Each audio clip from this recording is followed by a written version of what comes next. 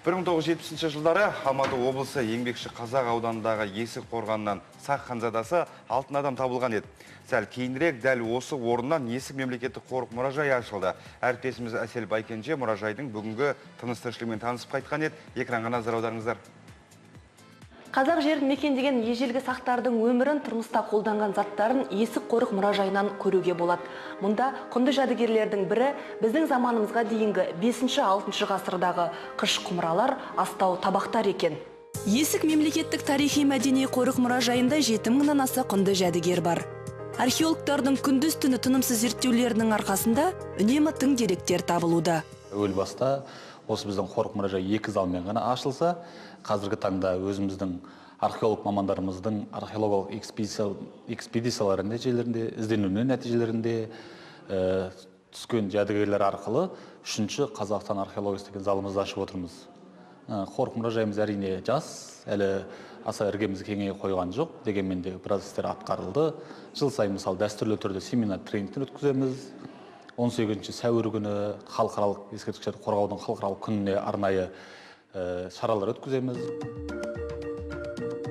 Мұражайға келушілердің саны күн сайын артуда. Бүгінде 17 000-нан аса туристер мен қарапайым халық келіп тамашалайды екен. Әсіресе алтын адамның тарихы, зерттелуі көрермендерді ерекше қызықтырады. Бұл мұражайға өте мен жиі келеміз, отбасымен де көп жиі келеміз. Енді өте қызық мұражай, өзіміздің ауданымыздағы ең бір жақсы мұражайлардың бірі ғой. Бұл жерде бізге ұнайтыны алтын адам макеті. Өз көзімізбен келіп көргіміз келеді. Сосын келесі залда орналасқан жаңағы алтын адаммен бірге табылған құмыралар, астаулар, соның ыдыстары, әшекейлері, соларды келіп көреміз. 5 бөлімнен тұратын мұражайда сақ дәуірінен бастап орта ғасырға дейін қолданған әріптерді, жазбаларды көруге болады.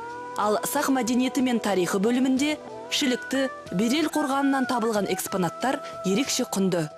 Бұл тек Еңбекші Қазақ ауданы, яки Алматы облысында жәдігерліктер емес, бүкіл Евразиядағы сақ скиф тарихына қатысты жәдігерліктер түпнұсқалары я болмаса көшірмелер орын алған. Ал алтын адам зал деген екінші залымызда мысалға алтын адамның түпнұсқа жәдігерліктері бірге қойылған.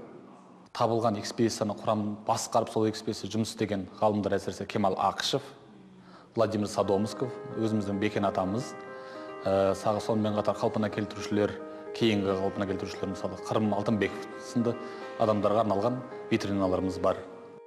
Қорық мұражай сонымен қатар түрлі ғылыми танымдық көрмелер мен іс-шараларды өткізіп келеді. Жақында Түркістан қаласындағы Әзірет Сұлтан мұражайының Қазақ хандығының 550 жылдығына арналған көрмені ұйымдастырды.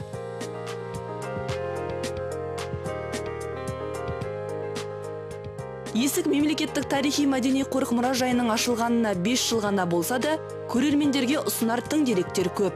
Басты мақсаты тарихты түгендеп, құнды жәдігерлердің түпнұсқасын көрсету.